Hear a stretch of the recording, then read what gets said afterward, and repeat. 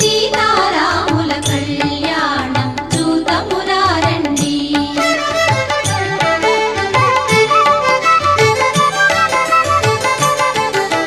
సిరి కళ్యాణపు బొట్టును పెట్టి మణివాచకమును నుదుటను గట్టి పారాణిని పాదాలకు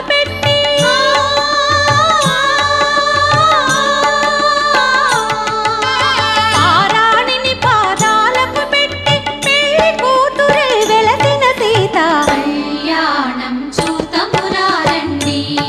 శ్రీ సీతారాముల కళ్యాణం చూతమురారండి.